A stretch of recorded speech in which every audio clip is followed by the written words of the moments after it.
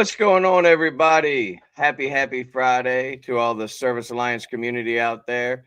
Hope everybody's having a good day so far. We're continuing our delve into technology this week, and I got a couple of special guests.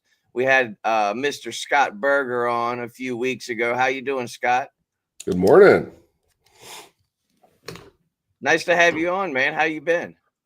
Yeah, been pretty good. We got a lot going on this side, so this is a really cool topic that we're super interested in. Love technology.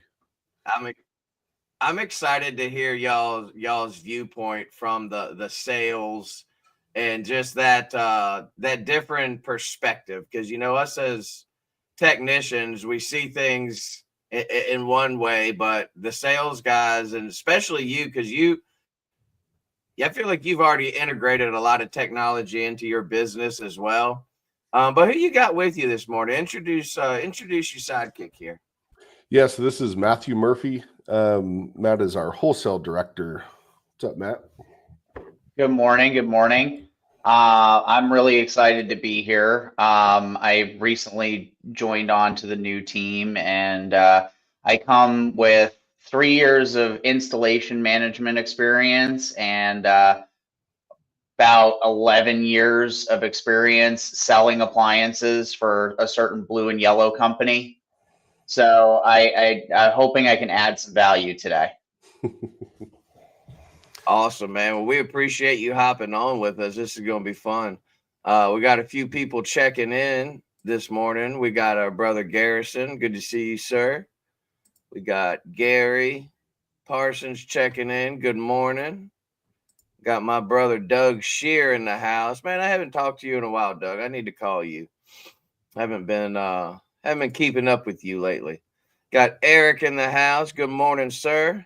For those of you that don't know, and this is just a shameless side plug, for those of you that don't know, we started a health accountability chat. A bunch of us are trying to get healthy and do better. If you're interested in that, reach out to me or Zach Kreider. Zach Kreider's heading that up because it's really been encouraging to me. I've been trying to do a little bit better with my health. And speaking of technology, the technology they have for health tracking these days is pretty impressive. I'm just getting into it, but man, let me tell you, it's pretty awesome.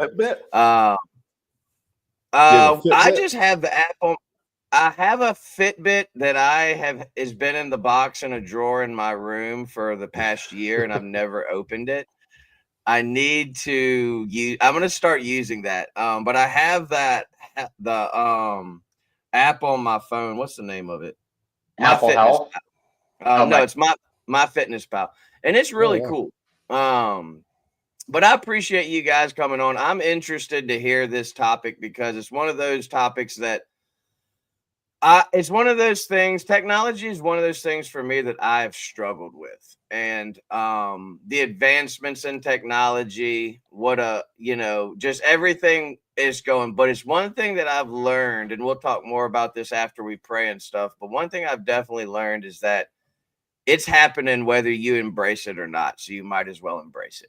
Mm-hmm. And that's kind of my thing. I'm not good with it. I struggle. I was having technical difficulties before we went live just a few minutes ago. I'm sitting here. If you're wondering why we were like 2 minutes late, it's because TK couldn't figure out how to go live. I think I'd scheduled it for 8 p.m. instead of 8 a.m. So I fixed it. Anyways, let's pray this thing up and get this day started right. Lord, thank you for this day. Thank you for waking us all up. Thank you for an opportunity to hear some different perspectives. And Lord, we thank you for technology. We thank you for giving us minds and brains that we can create things like this, Lord. Help us to use these things for good. Help us to look forward into what will be, and just be forward thinkers in this world of technology. Thank you for the Service Alliance community. Thank you for Matt and Scott. I pray you bless them, bless their families, bless their business. and every business represented here this morning. I just ask that you continue to guide the teams and the leaders and the bosses and the managers, and just help us going into 2025 to be better each day. We thank you, and we just ask that you continue to bless this time in the mighty name of Jesus. Amen. Amen. All right, Amen. fellas. No, Go ahead, man. What were you gonna say? it's pretty interesting because like I picture like the sales side and the service side are like arch nemesises. So like the AI tech that comes out, the service guys are just like, dude, it's just another thing I gotta fix. That's, you know, another feature, another gizmo, another bell or whistle. Like, is that how you guys feel about the AI stuff that's out? So I've always been one of the thought process that the more bells and whistles, the more stuff that can go wrong. And it's true to a certain extent, but I Yeah, will say a lot of the stuff that's coming out is pretty freaking cool. that's I crazy. think that, everything from the type of AI they're integrating into the appliances to just the features that they're having. It's just crazy the options that they're giving you these days. Mm-hmm. But quick verse for you guys just to ponder on today. Y'all know I'm a Proverbs guy. I love my Proverbs. And today is Friday the 13th. So hopefully you sat milk and cookies out for Jason Voorhees last night so he could get some milk and cookies. But Proverbs 13:3 says, "He that keepeth his mouth keepeth his life, but he that openeth wide his lips shall have destruction." And oftentimes in life, for me, my mouth has gotten me into a lot of trouble. The things that I've said have gotten me in trouble, and I have learned over the years to try my best to bridle my tongue, and it's a hard thing to do. But it has nothing to do with technology. It's just a basic reminder this morning. Um, you don't always have to say something. You don't always have to put your 2 cents in. If it's, I think I shared this last week. If it's not something you could put in Jesus' name at the end, you might not want to say it. You might want to rethink what's about to come out of your mouth.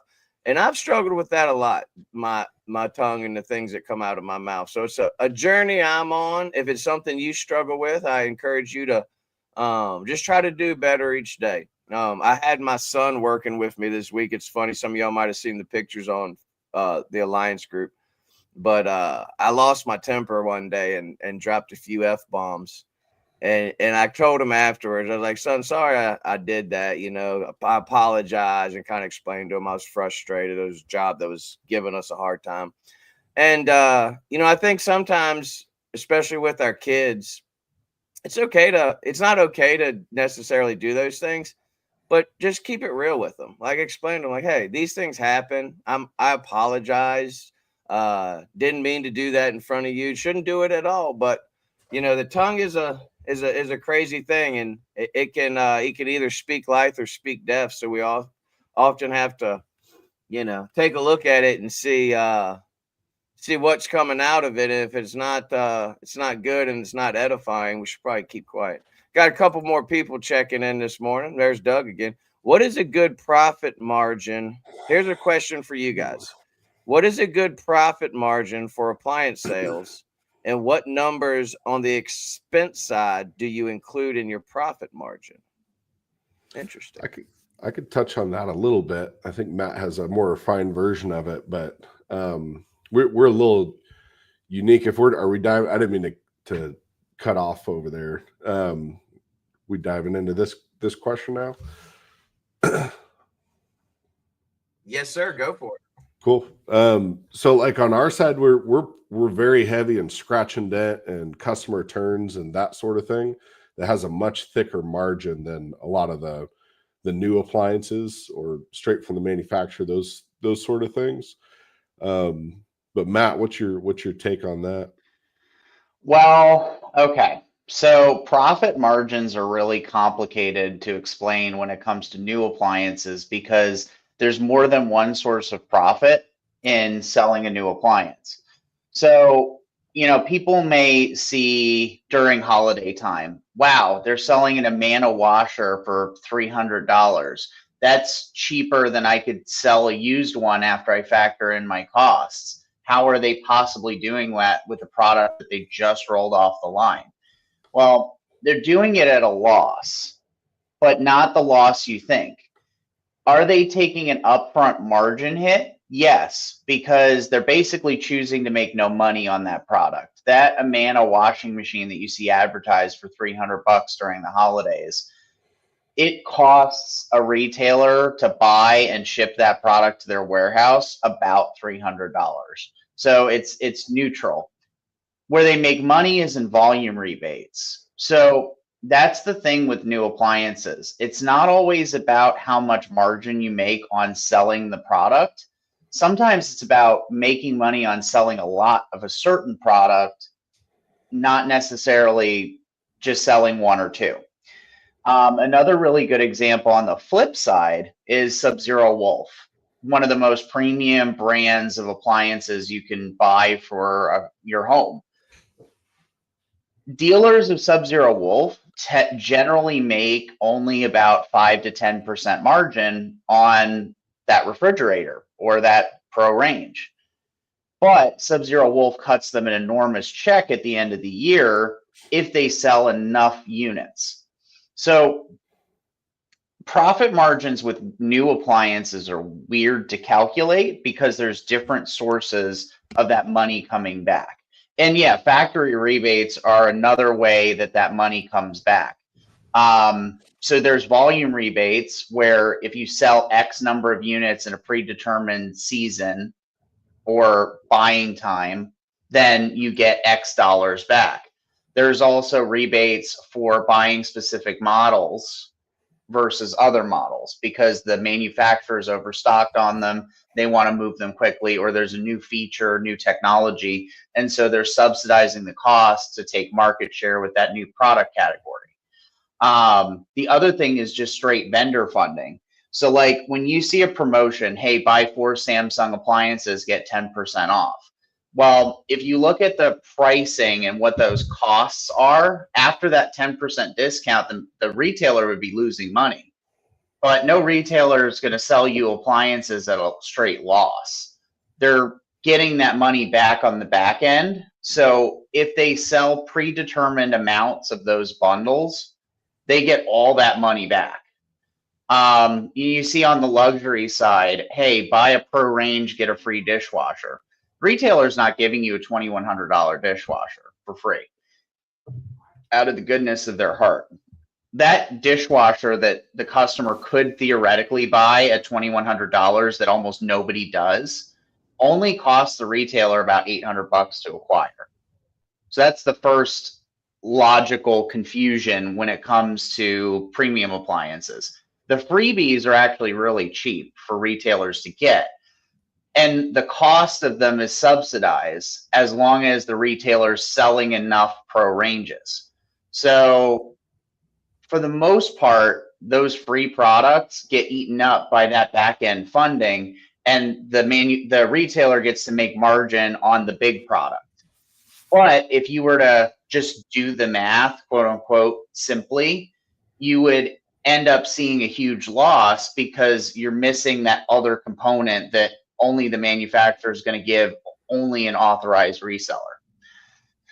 So yeah, that was kind of a long-winded answer of like how money gets made with new appliances. But the piece that I wanted to bring back to is normally with appliance sales, the target is 30% margin after you factor in acquisition costs, fulfillment costs, both to your distribution center and from your distribution center.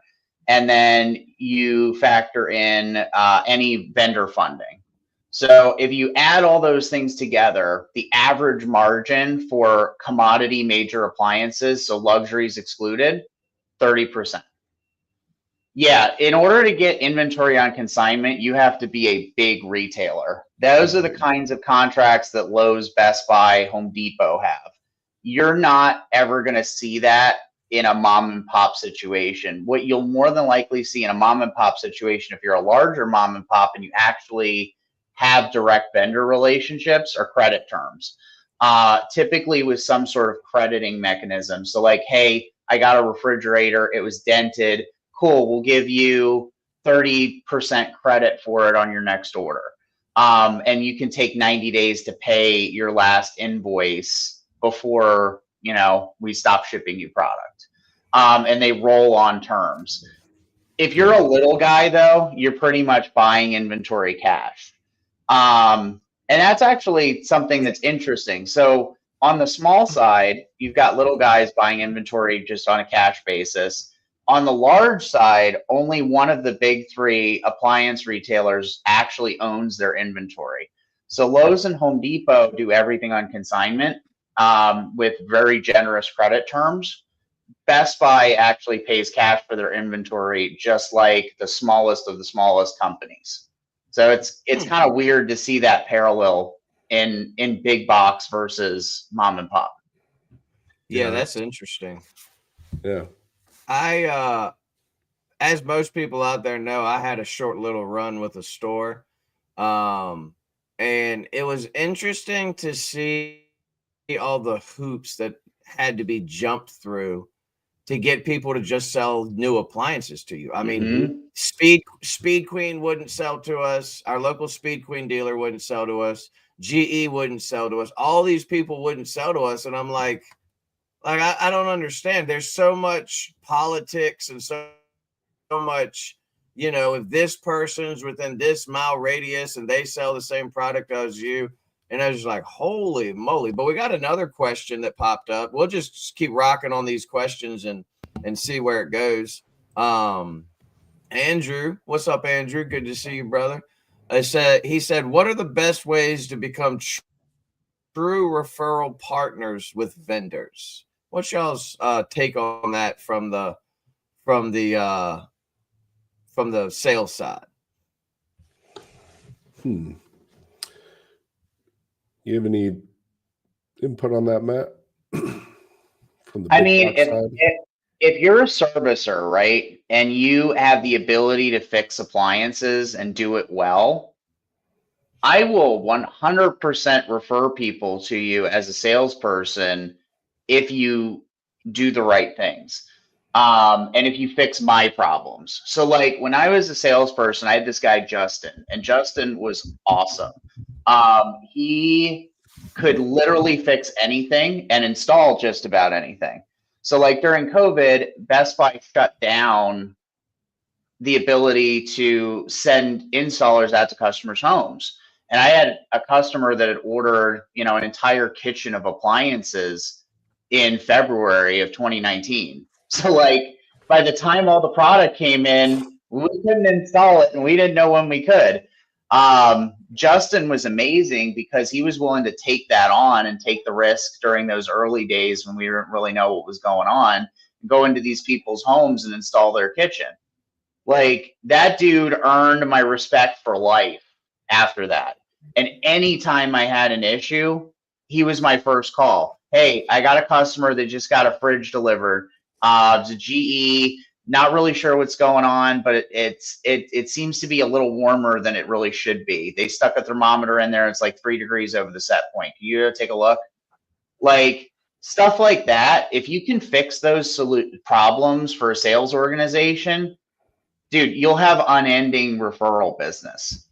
Yeah. So I guess my advice for becoming a referral partner for a vendor like an appliance store would be just go in there and ask them what problems they're having. Just have an honest conversation with the owner, the sales manager, whoever's working that day that's in some position of authority. And just be like, look, what kind of problems do you guys have? If you know for a fact that the dealer doesn't have a service network or a servicer team, that's a gold mine.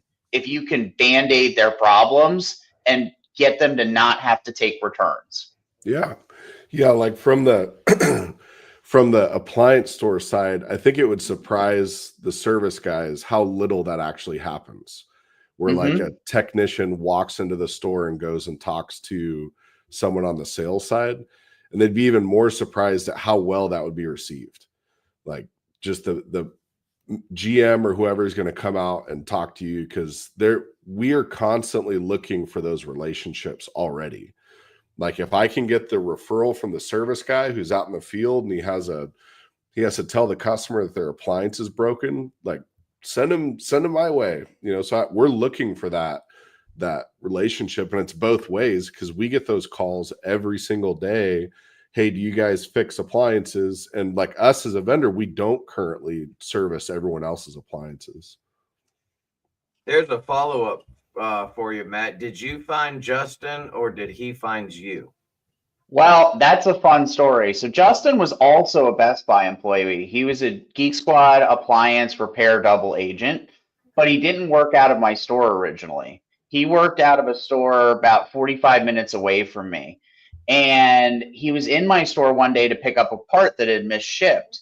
And he and I just got talking one morning before the store opened. And I found out that like this dude actually knows what he's doing, unlike anybody else that I've ever worked with. And I made some calls and got his home location switched to my store because I couldn't do it anymore. The guy that I had as a service tech was horrible. He wouldn't go out and try to find a solution. He would go out and try to identify all the problems and then find justifications as to why he couldn't fix them. Justin was the exact opposite. He would crowbar a solution with duct tape, glue, and bubble gum if he had to make sure that the customer was up and running again. We might know Justin. He might be in the Service Alliance or the He very well might. I don't want to drop his last name, but if old Peg Leg is out there, he might recognize me. Okay, yeah, it's a lot, and I want to say this, man. Like, if you're out there and you're a newer business owner and you're a technician and you're just getting started, you just got a really big gem dropped on you. Go to these people that are selling these appliances. Yeah. What's the worst thing that can happen? The absolute worst thing that can happen is they say no. The best thing that can happen is you just broadened your network. I've been preaching it for the past however many years I've been on the internet. You have to network. Networking will get you places nothing else will get. No other thing will get you the places. Not a degree, not your smarts, not your good looks. It's networking. Go in there and talk to these people. Stop by the Best Buys. Stop by the Home Depot. Stop by the mom and pop shops. I know when EJ first started out, he was going to Home Depots and Lowe's and making connections with those people, and they were referring work to him, and vice versa. And these types of relationships, if you establish them early on in your appliance career, we don't need to be at aught with the people selling the appliances. We need to network with the good ones. I have several mom and pop shops in my area that I refer customers to. I'm not super tight with them. I don't, hang out with them, but I know that they take care of their customers. They sell good products that I back. If they sell Speed Queen and they treat their customers right, I can sell them some Speed Queens. I mean, I condemn at least, one, maybe two washers a week, and every single one gets referred to buy a Speed Queen. I don't sell Speed Queens, but these companies do. These companies don't do service, but I do. And they send me work. I send them work. It's a win-win situation. Andrew said, bigger stores can be intimidating and swarmy. Noses pointed sky high because we're the necessary evil. I think it's the opposite. I think it's not a necessary evil. It's just a piece that they're not connected to. And like, if you could make that connection with them, I've been the guy in the store for like years, I can only probably tell you maybe 2 techs that actually walked into our store and wanted to start a conversation about referrals and stuff. I put them on our website. Like, I think they're still on our website because that's how much that relationship mattered. So I don't know, the big box stores. Yeah, there's a lot more going on in those places, but don't hit them at the busy times. Go in there whenever it's a little bit slower to where you can have a deeper conversation maybe, but I think it would be received a little bit better. Yeah, it's worth a try, right? Yeah. Dan said, another thing we do is sell by commission for companies. That's interesting. Sort of a referral request for the techs. Like an affiliate.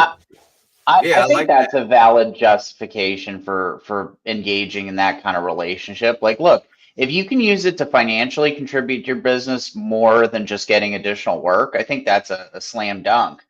Servicers are in a unique position to help a customer select a new appliance because they're in the home. They've established a level of trust that you're not going to get in a retail store with a retail salesperson. And you're in a unique position to make a recommendation because you fix this stuff every day. So you have so much more credibility as far as talking about the reliability and longevity of a product compared to me in the store. Like, it's 2 totally different worlds. Right. Like they know they're walking into a Best Buy, they're going to try and sell you something, right? So they don't really trust what they're saying as much as the guy that knows how to fix all the appliances is making a recommendation on a product. Like, gold star all day on the technician in that fight. Yeah. Here's Andrew's got a lot of comments and we appreciate them, Andrew. Thoughts on servicing dealers? Are they there to fix it or sell a new unit or unit for spiffs? Like a self-servicing dealer? Yeah. Yeah, I think a lot of that is to capture the warranties on the other side and just offer a higher level of service to your customers, so you can just be one swoop. But I think there is an aspect also to fixing those things that come back. But I think that the main goal of a self-servicing dealer is to offer a higher level of service for the product that they're selling. I think there's two perspectives on it. Like, for the mom and pop business, I think it's necessary. Like, I think if you're a mom and pop appliance store that doesn't fix what you sell, you are behind the 8 ball compared to your competition. You just decided to function the same way Lowe's and Home Depot do, but you're way smaller. So what's your value add at that point? You may give a great experience in the store from sales perspective, but if you're doing the same thing they do, that when there's a problem, hey, call the manufacturer, that's a level of service that a lot of people will make the decision to not use you in the future based on. So I think for dealers in a small scale, you have to be self-servicing if you want to marry that customer for life. And if you look at the companies that have been around 50, 60 years as mom and pop appliance stores, they do self-service. The ones that don't are kind of this newer breed that is in it for investment and in it for the monetary returns, but not with the same desire for marrying that customer for life. Best Buy is the only self-servicing big box. And so that's the world I come from, where we had basically infinite technician resources to fix problems, but we never used it as a sales tool on the back end. It was always meant to be a sales tool on the front end to sell warranties. Being the only big box store that offered a protection plan where a guy from the company you bought the appliance from would come to your house and fix it, that was a huge wedge against Lowe's and Home Depot, and we used that regularly. And the benefit of it really was that same benefit that you get as a mom and pop that also functions as a self-servicing dealer, where you have this end-to-end continuum of customer experience where from the moment they walk in to 5 years after they've walked in and they've had that appliance in their home and used it, you are the constant in their life. Well, one thing's for sure, the topic that we ended up on, I know we were supposed to talk about technology. They're interested in it because the comments just keep flying in. Yeah. And Saul said, the locations I know all do it for customer retention, which I could totally see that. I mean, that's the name of the game. Mm-hmm. You know, you want to keep those customers. You want that customer loyalty. When my part of my business plan when I started my store was to be a servicing dealer, and I wanted the customer to come whether they were referred out in the field or whether they heard about us through whatever. When they came into that store, I wanted them to know, hey, when you buy from us, you're not just buying an appliance, but you're buying a relationship that's going to go with you the life of your appliance. So like, even once it's out of warranty, I want to be the one that you call. And that was kind of my mindset to be able to give my customers the whole enchilada. Now, that's not my mindset anymore, but like we said earlier, that's why we network with other people. I do want to, I know we're running a little late. Are both of you guys good for another 10 minutes or so? Oh, heck yeah. All day. Yeah. All right. I do want to touch on this technology into things because I think that you guys bring an interesting perspective. My first question is this: as far as technology goes, what are you seeing in these new appliances, technology-wise, that you feel like a lot of the technicians out in the field may not even realize are part of the technology of these appliances? Yeah, there's like, if you boil down like new tech that makes like impactful changes, kind of is what you just asked in a way. If you ask Chat GPT what AI appliances are doing, you picture like a black hole to form, right? But some of the most impactful ones that I know are way different than what Chat says. And the ones that I know, like the ranges, there's some pretty cool features and ranges that are out with like the smart cameras, heat pump in general, not necessarily AI. There are AI heat pumps, but that whole technology is like, we could talk about that for an entire day of how cool that stuff is. From the service side, I get you guys are going to have your own hour of arguments against it, but there's a lot of really cool things that are happening in the appliance world that if you haven't shopped for an appliance in the last 10 years, then you go shopping today, it's a completely different thing. Like, it's way different than a direct drive Whirlpool washer, when the new washers tell you, they use a turbidity sensor to check how dirty the water is. Like that blows people's minds on that 10-year shopping cycle that they go through. And Matt could talk probably way better about all the details of that AI and what it's actually doing. So what's your 2 cents, Matt?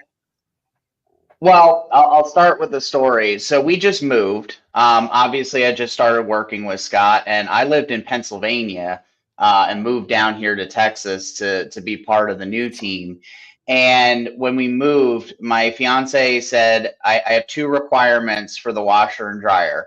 You can pick whatever you want. It just has to have AI, and it has to auto dispense detergent. So when my fiance and I got together, we obviously lived separately. She had a basic GE top loader, and I had a Samsung bespoke front loader with AI wash and with automatic detergent dispensing. And when she moved in and she actually was doing laundry on a regular basis at my place, she was like, I didn't know how dirty my clothes were until the machine told me and decided it needed 2 hours to wash my comforter that I have been washing in the same machine for years for 45 minutes. So it's that aha moment that can be really fascinating for customers to experience for the first time. That your machine is telling you that the way you've been doing laundry for the last however many years you've been doing it may not have actually been doing the job you thought it was.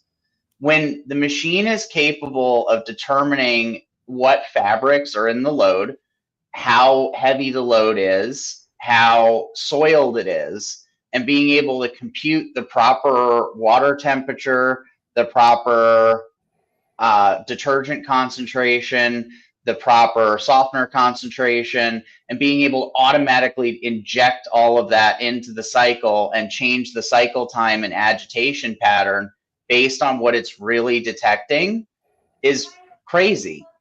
Like when you really break it down and reduce what these appliances are doing, they're borrowing technology that's existed for a long time. Turbidity sensors have been in dishwashers forever, but their application in laundry appliances, being able to use that input to determine how to actually wash the clothes is game changing, frankly.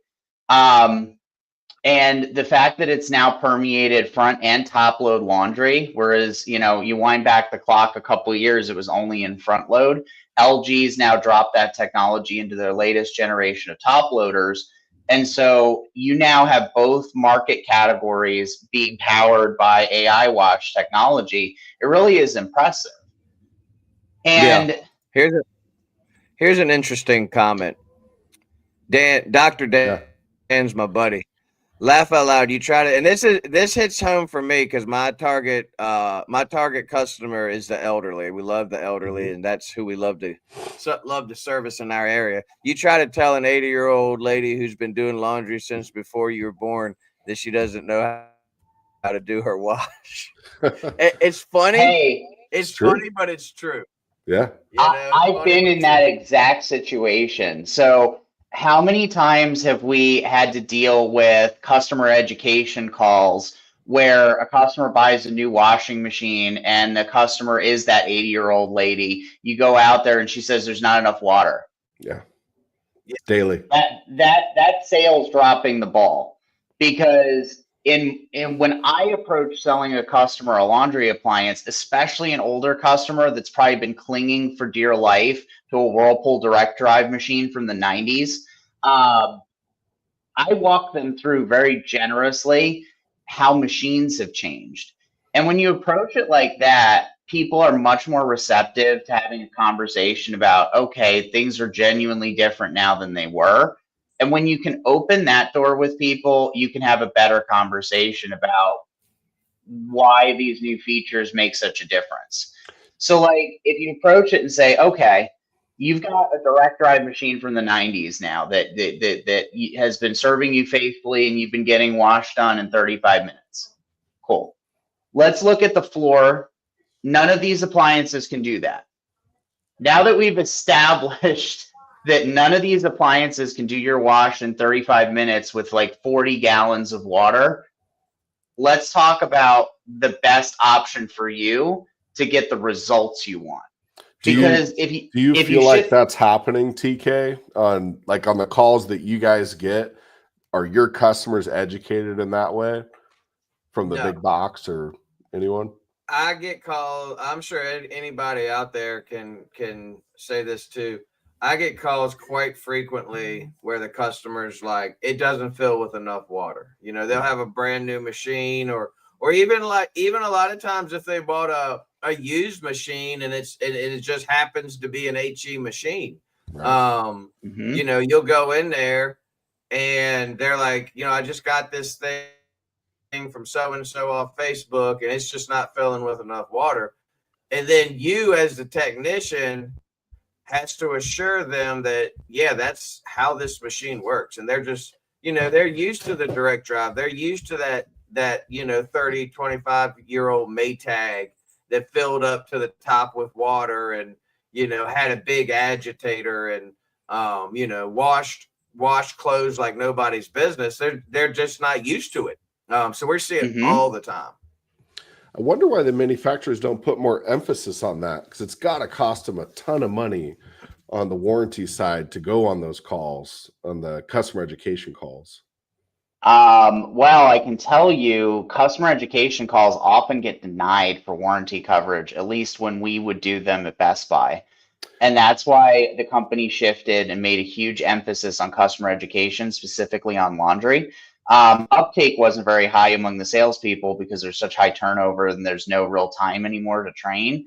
But wind back the clock like 10 years ago, and that was a huge education piece that we focused on because the manufacturers stopped paying for those calls almost completely.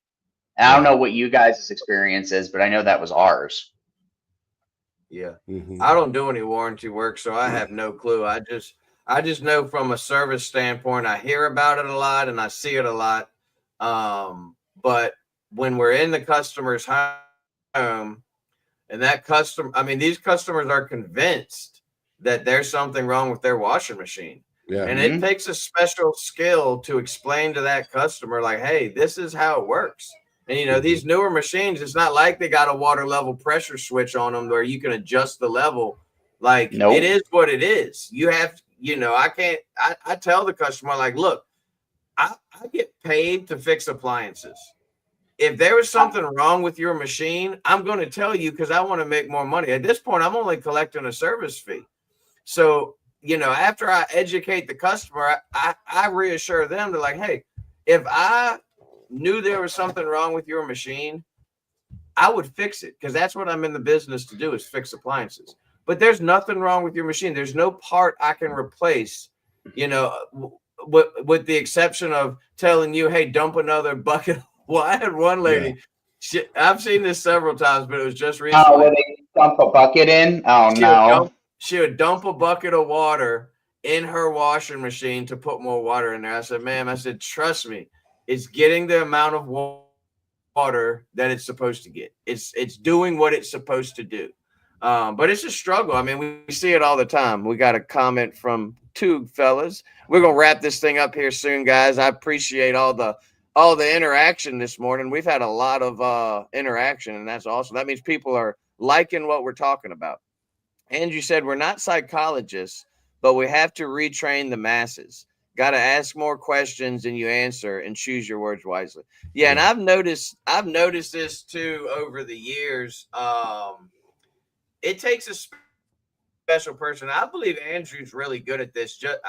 I haven't spent a whole lot of time with Andrew, but a few videos that he did, he's really big on customer education. And I'm the same way. I love educating my customers. I have a saying that I say to customers all the time, and that is, you're going to get $99 worth of information out of me. Before I leave this house, before I'm done with this service call, you're going to be happy to give me that $99. That's what our service fee is, because I'm going to give you $99 worth of information. Even if I condemn your unit, even if I tell you, hey, this refrigerator, this washer, whatever, it's not worth fixing, I'm going to leave that house. And I think that's what us service guys need to realize, is that you are the first stepping stone of their path to buying that new appliance. Yep. And you need to make sure that you are educating them properly so that they keep calling you. You don't want them to go buy that new machine that has a million problems and you have issues with and recalls on all the time.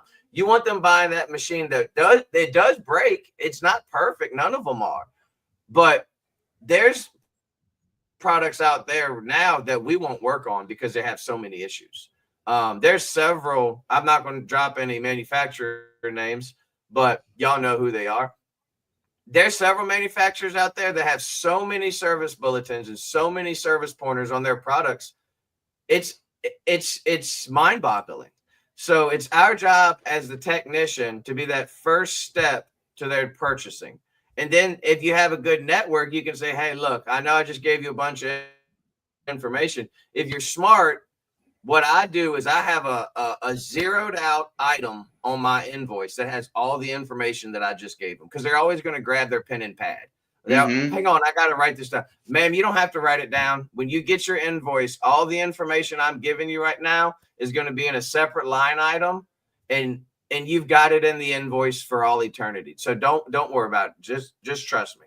And then educate them so that when they show up at Scott's store, they show up at the mom and pop store down the shop, they already have an idea of what they're looking for. They know they're looking for that Speed Queen. They know they're looking for that GE fridge or LG front loader or whatever, that Bosch dishwasher. These are just some of the things that I recommend to customers.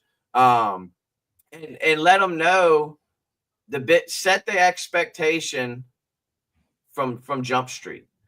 These newer appliances are not built like the ones we were used to 20, 30 years ago.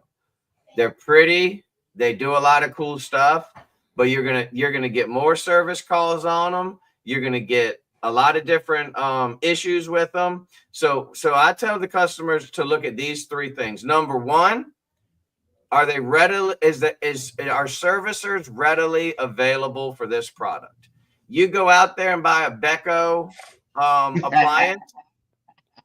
Guess what? There's not a lot of servicers out there for Beko. You go out there and buy a Daewoo appliance. Guess what? There's not a lot of servicers for Daewoo. So number one, are there a lot of servicers to do that? Number two, are the parts readily available? The thing's gonna break down. The thing's gonna have an issue. So if it's gonna break down and it's gonna have an issue, we need to find parts for it. We need to find them fast. And then thirdly, the last one is, what kind of warranty are you getting with the product itself, but not only that, but with the repairs in the future? Because a lot of these manufacturers only give you 90 days on parts.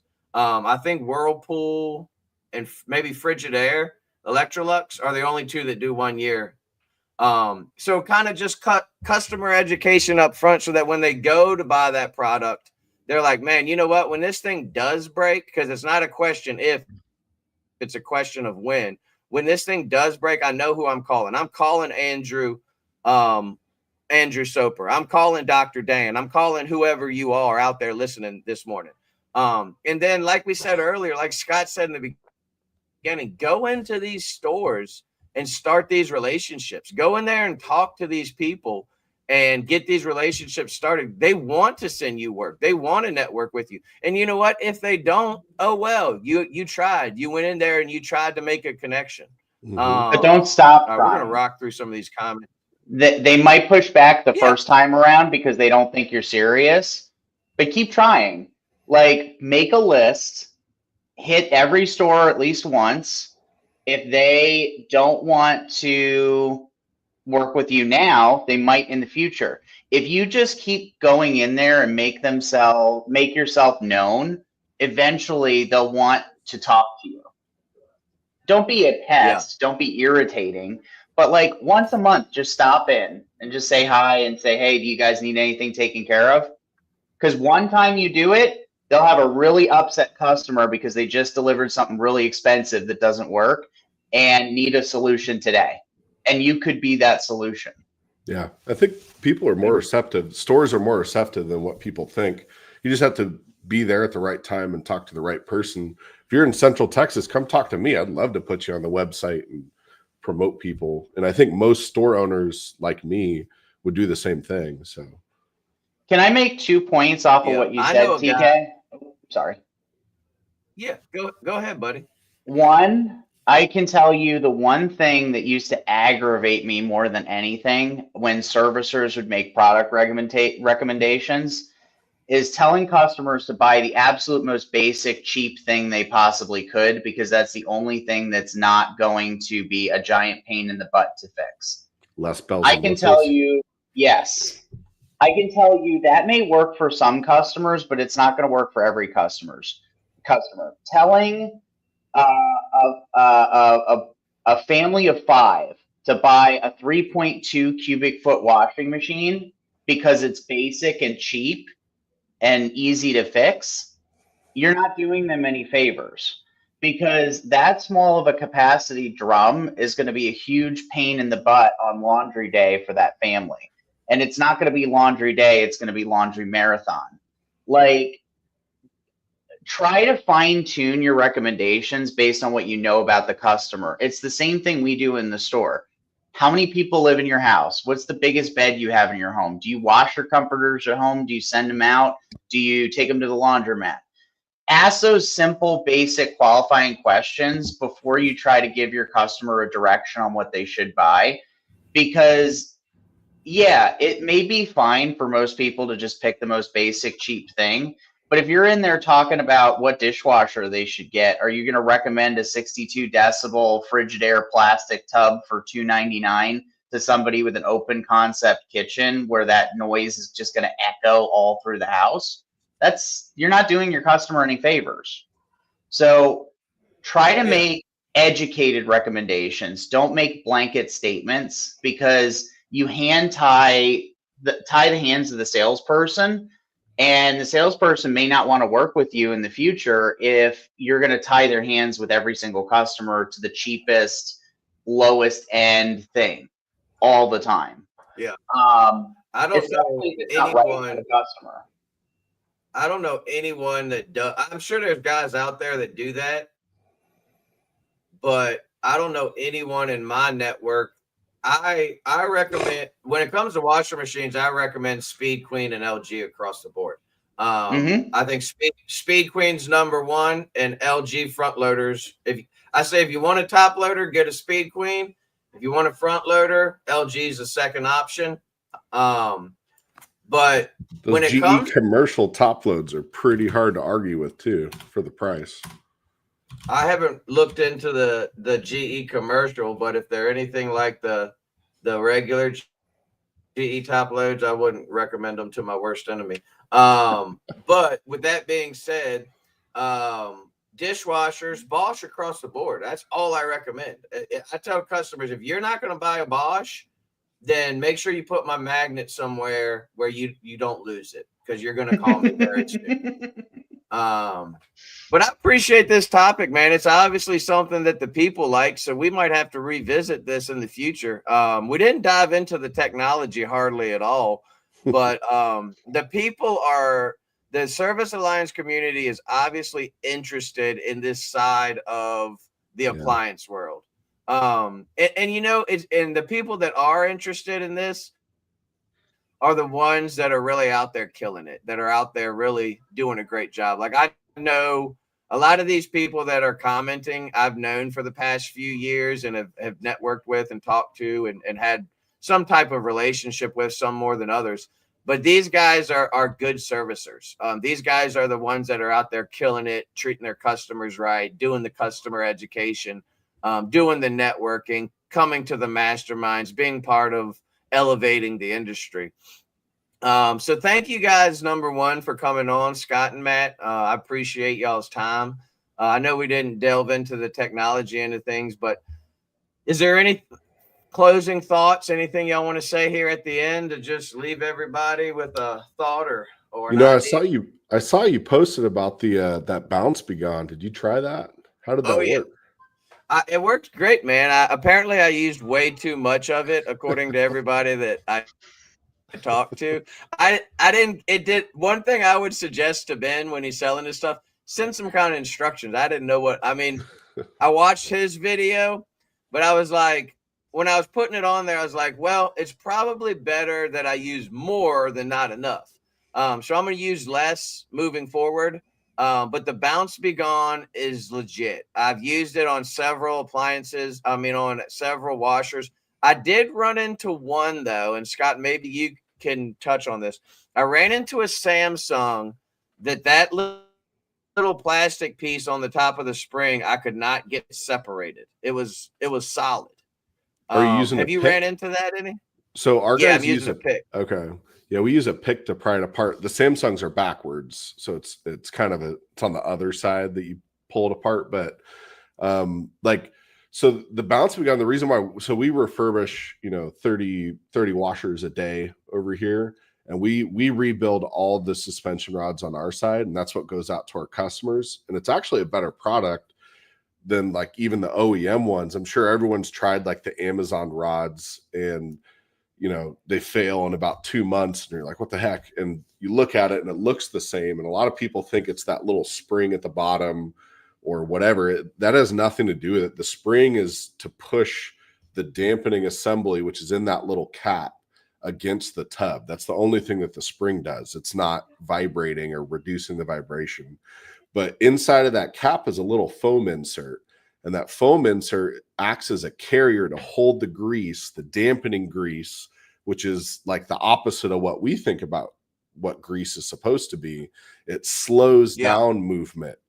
And so it holds that grease against the rod. And so what Ben's product actually is it's a grease that replaces the OEM, which is cool because someone like you, TK, can go into a customer's house and you can replace that foam insert, which Ben is about to release his EVA foam inserts.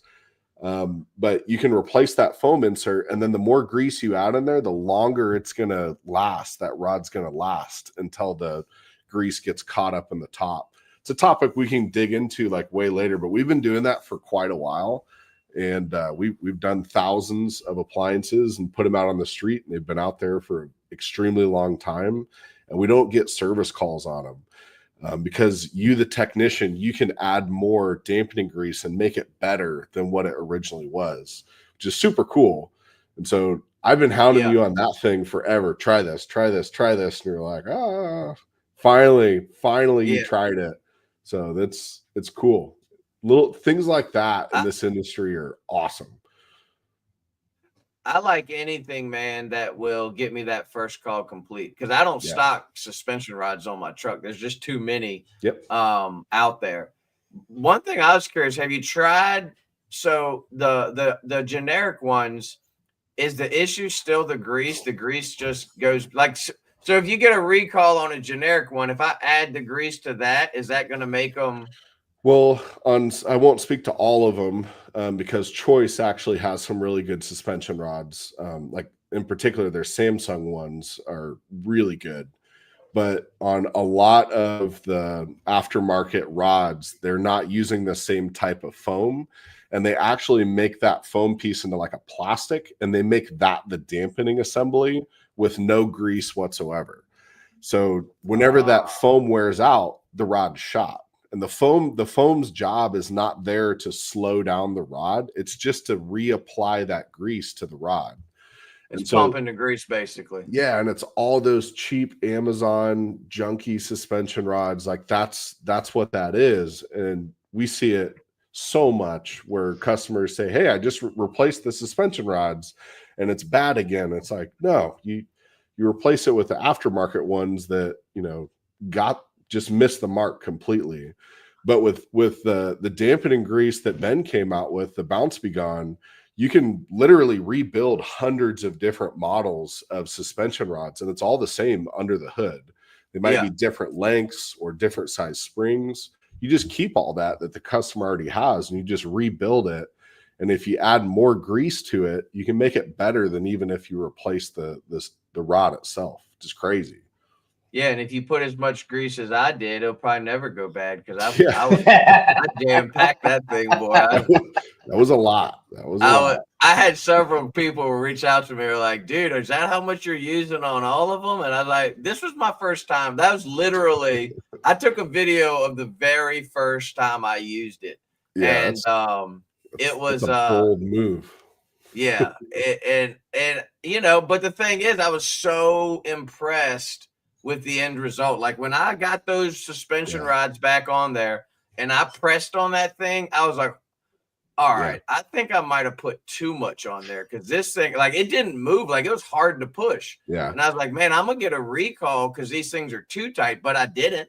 It'll break in. It'll break in where that grease makes it up into the cap, and so it will break in over time. But we've done so many of those things, and we're just replacing the actual thing that wears out. You're not replacing the whole, assembly. You're just replacing the one piece that wears out, which is really cool, because you can do on that one tub that you have. I don't know how many suspension rods you can do on it, but it's a lot. I mean, it has to be hundreds.